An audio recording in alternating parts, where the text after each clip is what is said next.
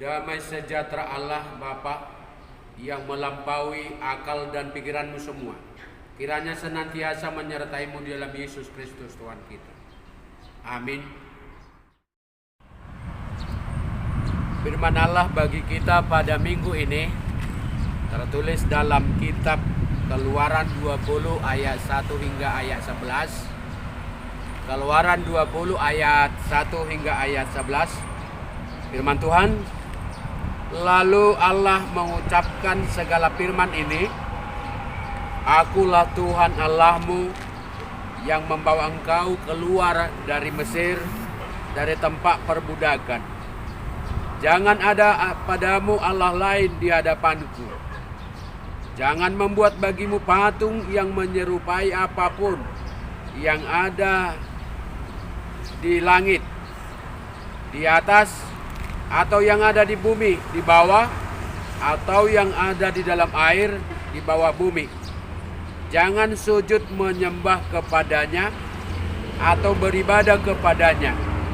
Sebab aku Tuhan Allahmu adalah Allah yang cemburu, yang membalaskan kesalahan bapa kepada anak-anaknya, kepada keturunan yang ketiga dan keempat dari orang-orang yang membenci aku. Tetapi aku menunjukkan kasih setia kepada beribu-ribu orang, yaitu mereka yang mengasihi aku dan yang berpegang pada perintah-perintahku. Jangan menyebut nama Tuhan Allahmu dengan sembarangan, sebab Tuhan akan memandang bersalah orang yang menyebut namanya dengan sembarangan. Ingatlah dan kuduskanlah hari Sabat. 6 harilah lamanya engkau akan bekerja dan melakukan segala pekerjaanmu. Tetapi pada hari ke-7 adalah hari Sabat Tuhan Allahmu. Maka jangan melakukan sesuatu pekerjaan, engkau atau anakmu laki-laki atau anakmu perempuan, atau hambamu laki-laki atau hambamu perempuan, atau hewanmu atau orang asing yang di tempat kediamanmu. Sebab 6 hari lamanya Tuhan menjadikan langit dan bumi, laut dan segala isinya, dan ia berhenti pada hari ke-7. Itulah sebabnya Tuhan memberkati hari Sabat dan menguduskannya. Demikian firman Tuhan.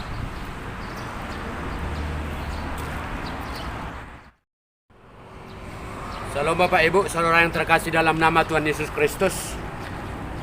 Berbicara tentang hukum dan hukum Taurat, yang sering disebut dengan hukum kasih dari Allah. Apa itu hukum Taurat? Dan apa yang melatar belakangi hukum Taurat itu harus ada? Lalu mengapa manusia diberikan Tuhan hukum Taurat? Pertama sekali, ketika bangsa itu berjanji kepada Tuhan dan sebaliknya, Allah berjanji kepada bangsa Israel setelah kembalinya mereka dari pembuangan Mesir. Allah berjanji memulihkan keadaan mereka yang terbuang dan jauh dari hadapan Tuhan selama ini, telah kembali kepada Allah dan menjadi bangsa Allah, umat kesayangan dan umat pilihan Tuhan. Mereka kembali menjadi umat pilihan Allah dan Allah menjadi Tuhannya. Salah satu tanda bahwa bangsa itu telah kembali menjadi bangsa Allah, mereka telah dikembalikan menjadi sebuah bangsa perdamaian yang hidupnya hanya tergantung kepada Allah sendiri. Allah dipandang kudus dan benar dengan menyerahkan hidupnya hanya tergantung kepada Allah yang menciptakan, yang melindungi mereka. Allah dipandang kudus dan benar dengan menyerahkan hidupnya hanya tergantung kepada kehendak Allah saja.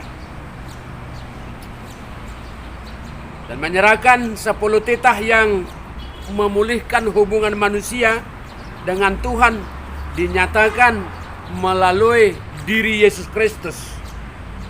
Ketika Yesus menyatakan Hukum yang terutama ialah, dengarlah hai Israel, Tuhan Allah kita, Tuhan itu Esa. Kasihilah Tuhan Allahmu dengan segenap hatimu, dan dengan segenap jiwamu, dan dengan segenap akal budimu, dan dengan segenap kekuatanmu. Dan hukum yang kedua ialah, kasihilah sesamamu manusia seperti dirimu sendiri. Tidak ada hukum yang lain yang lebih utama daripada hukum ini. Tertulis dalam Markus 12 ayat 29-31. Di sisi lain, hukum Taurat tidak lagi dapat memberikan jaminan keselamatan bagi manusia. Karena orang-orang memahami bahwa adanya hukum Taurat adalah untuk dilangkahi, adalah untuk dilanggar. Lalu sebesar apapun usaha manusia untuk selamat dengan melakukan hukum Taurat akan sia-sia bila bukan karena iman kepada Tuhan. Memang akan menjadi dilema yang lebih besar bila kita diperhadapkan dengan ungkapan, jika melakukan hukum Taurat dan berusaha untuk berbuat baik tidak lagi menjadi jaminan pembenaran. Lalu untuk apa kita berbuat baik? Untuk apakah kita melakukan hal-hal yang berguna? Apakah perbuatan baik itu tidak lagi berguna? Cukupkah manusia hanya beriman saja tanpa perbuatan baik? Bukan berarti juga kita demikian. Nas ini menjelaskan bahwa hukum Taurat telah digenapi dalam diri Yesus Kristus dan tidak akan pernah mungkin mampu mengasihi Allah jika tidak bisa mengasihi manusia sesama atau sesama diri sendiri. Tetapi jika kita mengasihi sesama kita, itu artinya kita sudah mengasihi Tuhan Allah. Jika kita katakan mengasihi Allah tetapi kita tidak membuktikannya dengan mengasihi sesama, maka itu akan membebani diri kita sendiri dan menjadikan kita menjadi seorang pendusta. Sebab firman Tuhan menyatakan, sebab inilah kasih kepada Allah, yaitu bahwa kita menuruti perintah-perintahnya. Perintah-perintahnya itu tidak berat. Ada banyak orang yang memahami bahwa hukum Taurat itu seolah-olah menjadi beban yang mengurangi kebebasan manusia, yang sering dianggap mempersulit untuk bertindak bebas. Kita diingatkan bahwa hukum Taurat diberikan Tuhan bukan menyusahkan, mesti harus mengikat, melainkan memberikan perhatian untuk mempermudah akses kasih itu sendiri, untuk mempermudah mendapatkan rasa aman.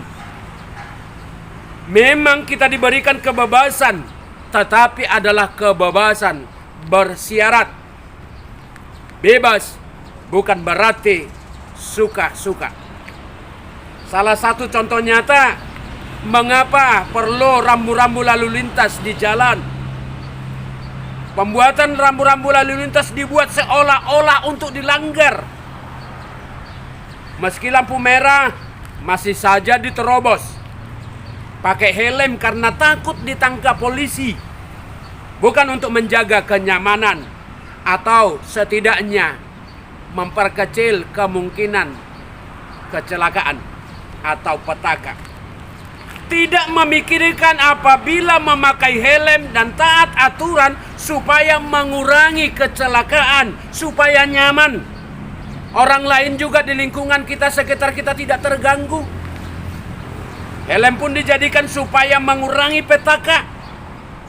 Jadi sangat baik jika kita taat aturan agar manusia memiliki rasa aman, jauh dari bencana.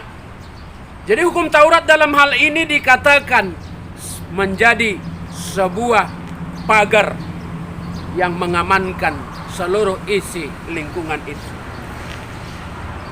Di Yohanes 14 ayat 15 Yesus berkata, "Jikalau kamu mengasihi aku, tentunya kamu akan menuruti segala perintahku."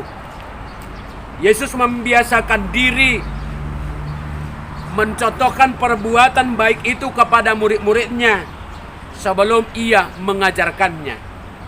Inilah yang berbeda dengan pengajaran di dunia. Di dunia mengajarkan dulu, baru meminta untuk berbuat sesuai dengan ajarannya. Yesus mengajarkan, dan atau ajaran Yesus itu dicontohkan dulu, baru diajarkan.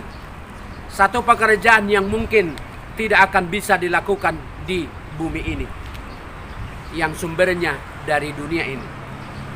Yesus memberi contoh perbuatan yang baik, baru dia mengajarkan.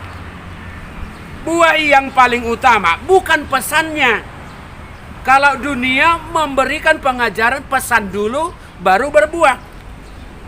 Itulah gambaran ketika kita mengenal Tuhan itu, yang memberikan Tauratnya, karena kita sudah lebih dulu menerima buah yang baik itu dari Tuhan untuk kita sendiri sebagai umat pribadi lepas pribadi, atau juga sebagai bangsa. Jadi keselamatan tidak akan lahir dari upaya perbuatan baik kita, melainkan kita percaya bahwa kita telah diselamatkan dan menjadi milik Tuhan. Dan hukum Taurat itu akan menjadi cerminan hidup orang percaya. Di dalam bercermin kita tentunya memahami bahwa ibadah kepada Allah akan menjadi tuntutan mutlak. Sebab umat menjadi pilihan Allah, umat kesayangan Allah, dan Allah akan tetap menjadi tuannya. Dan umat yang menjadi milik Allah akan diberkati. Dalam hal ini, umat sebagai milik Allah memiliki konsekuensi. Konsekuensi tentunya sebagai umat yang memiliki keistimewaan, yang menjadikan mereka berkewajiban memuliakan Tuhan Allah, mulai dari sikap hati, komitmen, dan disiplin rohani yang menyembah Tuhan Allah secara pribadi maupun secara persekutuan. Penyembahan ibadah yang sejati haruslah dimulai dari pengakuan terhadap Allah yang benar-benar berkarya terhadap hidup umat itu.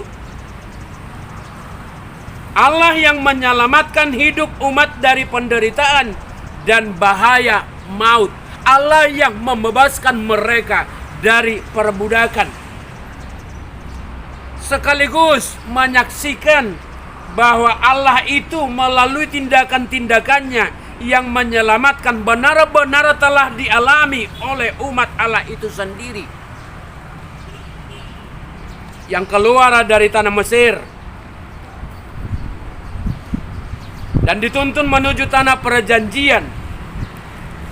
Pengakuan iman tentang Allah yang disembah menjadikan umat menyadari dan mengalami persekutuan yang benar dengan Tuhan Allah. Disinilah nyata iman mereka kepada Tuhan adalah iman yang benar-benar hidup, iman yang aktual, iman yang benar-benar dialami setiap hari dan sepanjang hidup mereka. Sehingga nyatalah dalam Nats Keluaran 20 ayat 1 hingga 11 ini mengajarkan ada 4 hukum. Bagian dari hukum yang pertama dan yang terutama, yaitu hubungan dari bawah ke atas, perjanjian antara Allah dengan manusia yang telah dipulihkan, dan begitu juga sebaliknya. Hukum Taurat diberikan untuk mengatur dan menjagai umat pilihannya agar dapat berjalan di aturan yang dijanjikan Tuhan. Yaitu yang pertama dikatakan, Akulah Tuhan Allahmu yang membawa engkau keluar dari tanah Mesir, dari tempat perbudakan. Mengapa harus didahului dengan nama Tuhan Allah? Karena Allah lah yang menciptakan manusia dan bertindak menjadi penopang bagi semua. Hanya Dialah Tuhan yang menyelamatkan dan menguatkan kita untuk melakukan perintah-perintahnya. 2 kali dikatakan keluar dari Mesir, lalu disambung kembali dengan keluar dari perbudakan. Itu artinya bahwa setiap orang yang percaya tidak lagi berada dalam pembuangan, tidak lagi berada dalam perbudakan, tidak lagi berada dalam posisi hukuman, dosa, dan maut. Dan juga tidak lagi berada dalam perbudakan hukum Taurat itu. Kita telah diselamatkan dan diberikan pengharapan akan hidup yang lebih aman dan harmonis. Telah diperdamaikan dengan Bapa di sorga. Kita telah menjadi milik kesayangan dan umat yang mendapatkan keselamatan itu sendiri. Jadi keselamatan akan menjadi milik kita, yaitu keselamatan abadi. Menjadi hak orang yang setia beriman kepada Tuhan, yang turut juga menyenangkan hati Tuhan. Tuhan memperkenalkan dirinya, Akulah Tuhan Allahmu, yang menekankan adanya hubungan khusus, hubungan spesial dari Allah kepada umat pilihannya, pribadi maupun bangsa. Sehingga jangan membuat bagimu patung yang menyerupai apapun yang ada di langit di atas, atau yang ada di bumi di bawah, atau yang ada di dalam air di bawah bumi. Janganlah sujud menyembah kepadanya atau beribadah kepadanya, sebab Akulah Tuhan Allahmu adalah Allah yang cemburu, yang membebaskan kesalahan, yang membalaskan kesalahan bapa kepada anak-anaknya, kepada keturunan yang ketiga, yang membalaskan kesalahan anak-anaknya, kesalahan bapaknya kepada anak-anaknya, kepada keturunan yang ketiga dan keempat dari orang yang membenci Aku. Tetapi Aku akan menunjukkan setia kepada beribu-ribu orang, yaitu mereka yang mengasihi Aku dan berpegang kepada perintah-perintahku. Itu katanya. Keturunan ketiga dan keempat, kesalahan bapaknya kepada anak-anaknya Tuhan akan balaskan. Dalam hal ini pertama, jangan ada Allah lain padamu di hadapanku. Perlu kita baca juga Roma 1 ayat 20, dikatakan Tuhan telah menyatakan siapa Dia melalui alam semesta ciptaannya. Tetapi karena dosa manusia selalu memiliki kecenderungan. Karena dosa itu manusia memiliki kecenderungan berarah kepada dua hal. Yaitu yang pertama, menyembah berhala.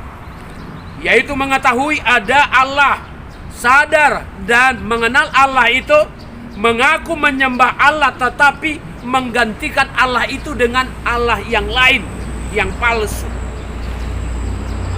Tanpa sadar percaya kepada Tuhan dan datang beribadah, tetapi dia juga melahirkan, menciptakan ilah yang lain di dalam dirinya.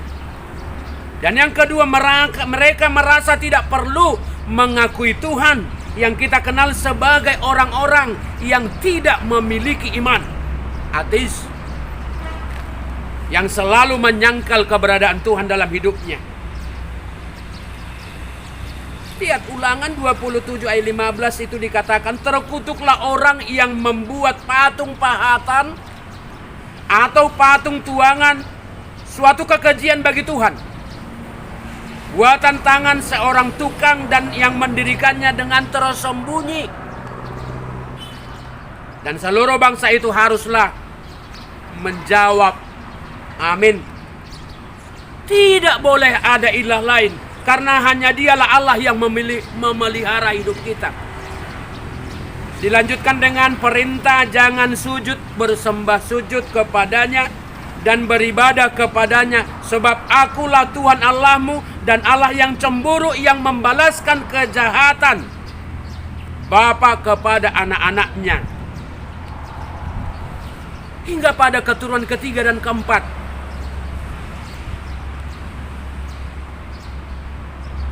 Galatia 5 ayat 19 sampai 20 juga dikatakan bahwa perbuatan daging telah nyata, yaitu percabulan, kecemasan, hawa nafsu, penyembahan berhala, sihir, perseteruan, perselisihan, iri hati, amarah, kepentingan diri sendiri, percideraan, roh pemecah, kedengkian, kemabukan, pesta pora, dan sebagainya. Terhadap semuanya itu kau peringatkan kepadamu, seperti yang telah kubuat dahulu, bahwa barang siapa melakukan hal-hal yang demikian, ia tidak akan mendapat bagian dalam kerajaan Allah. Cukup luar biasa.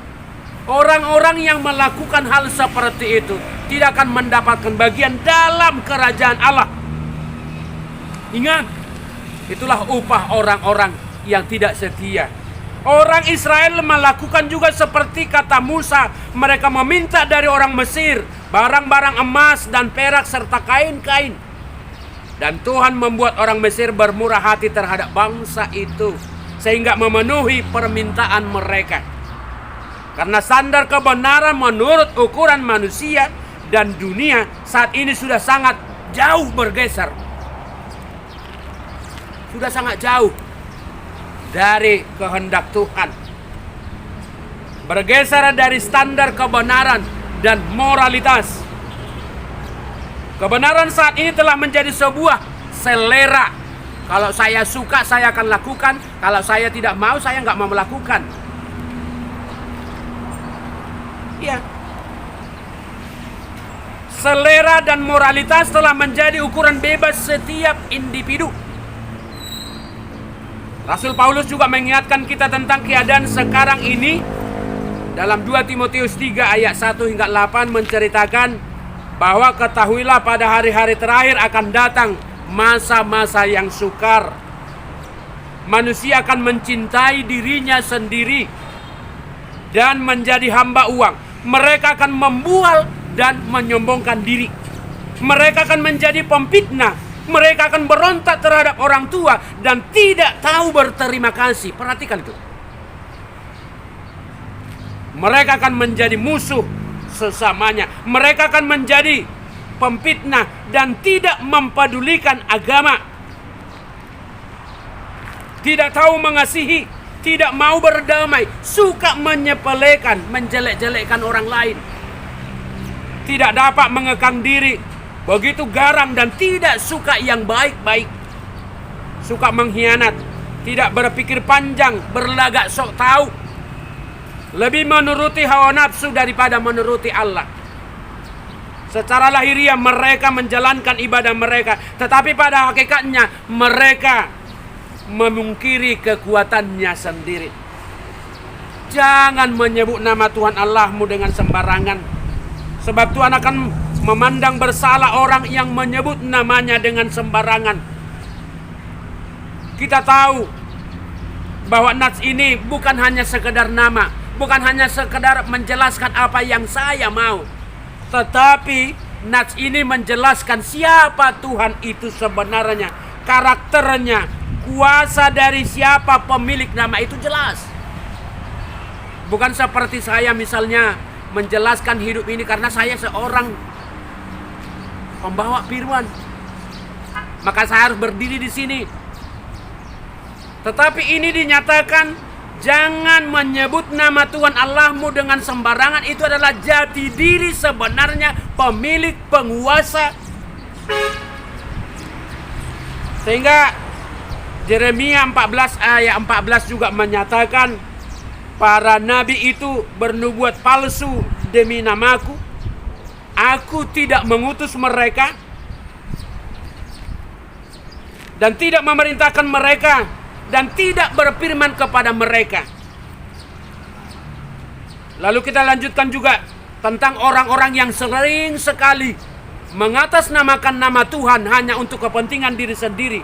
Dalam Matius 7 ayat 21-23 dikatakan, bukan setiap orang yang berseru kepada aku, Tuhan, Tuhan, bukan kepada setiap orang yang berseru kepadaku, Tuhan, Tuhan, aku masuk dalam kerajaan surga. Bukan kepada setiap orang-orang yang menyebut namaku Tuhan, Tuhan, mereka masuk kerajaan surga. Bukan. Pada setiap orang yang berseru kepadaku lalu setia melakukan apa yang kuperintahkan, itulah yang menjadi orang-orang yang masuk ke dalam surga. Bukan yang mengungkapkan, bukan yang memanggil namaku. Pada waktu itu akan berterus terang kepada mereka dan berkata, aku tidak pernah mengenal kamu. Ngeri juga ya. Aku tidak pernah mengenal kamu. Dua ayat ini memberikan pemahaman tentang apa artinya nama Tuhan. Dan mengapa dikatakan jangan menyebut namaku dengan sembarangan. Bukan karena sekedar latah. Dalam nama Yesus. Bukan. Bukan sekedar orang yang kalau latah menyebut nama Tuhan. Ada banyak orang yang latah sedikit-sedikit menyebut nama Tuhan. Bukan sekedar orang-orang yang suka untuk membela dirinya sendiri. Oh, betul itu Pak, dalam nama Tuhan. Aku menyaksikannya, contoh. Ya. Dalam ayat-ayat ini berarti di dalam penggunaan nama Tuhan mereka melakukan nubuatan palsu.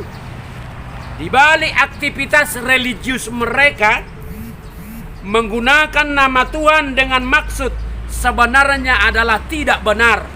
Kecuali karena kebutuhan dan kepentingan mereka sendiri. Di dalam kisah para rasul juga kita pernah mengenal yang namanya Skewa.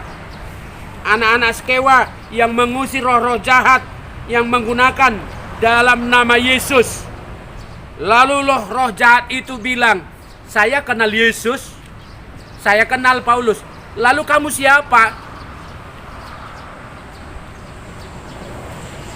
Mereka memakai nama Yesus untuk tujuan perdukunan.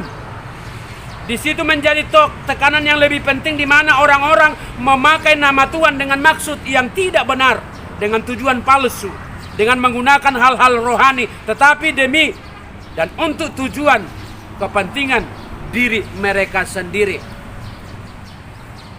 Dia sebenarnya dukun supaya dia lebih dihargai, supaya harga daripada dagangannya lebih laris, maka dia berdoa dulu. Dia katakan dalam nama Yesus, sehingga orang-orang yang berobat kepadanya menyatakan, bah, para gama dok, dia berdoa dalam Yesus kok. Tapi perhatikan, jangan-jangan orang-orang yang sering berkhotbah, bahkan pendeta sendiri yang memakai nama Yesus lalu kemudian ingin mencari uang dan kekayaan, itu pun telah melanggar hukum Tuhan. Yang ketiga ini, hanya untuk bisnis mencari uang, menjual nama Yesus. Apa artinya nama Tuhan itu bagi kita? Untuk apa itu kita menggunakan nama Tuhan? Filipi 2 ayat 9-11 dikatakan, satu nama yang indah, nama Yesus, nama yang agung dan mulia. Di dalam nama itu kita mendapatkan keselamatan. Maka panggil dan sambutlah Yesus dengan nama kemuliaannya, maka engkau akan diselamatkannya. Sebab di dalam nama itu ada kuasa, ada keselamatan, ada kebenaran Allah untuk selama-lamanya.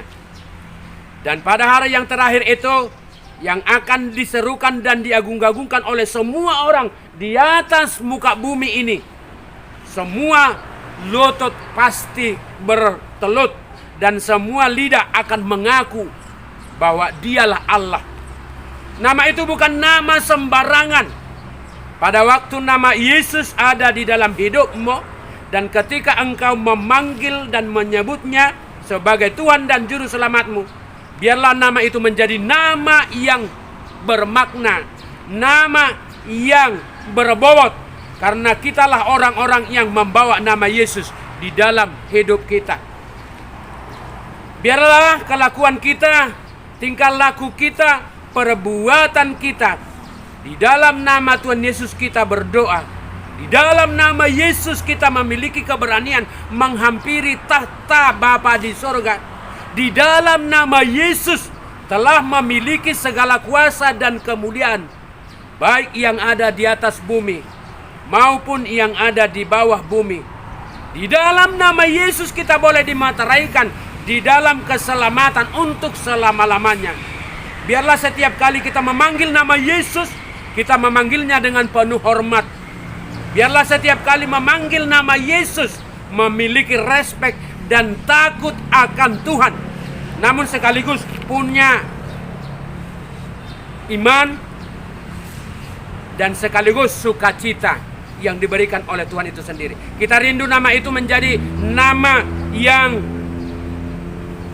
menjadi patron dalam hidup kita, menjadi nama yang kita bawa dalam hidup kita setiap hari. Dan orang-orang boleh melihat Kristus itu hidup di dalam kita, melihat Yesus ada dalam diri kita.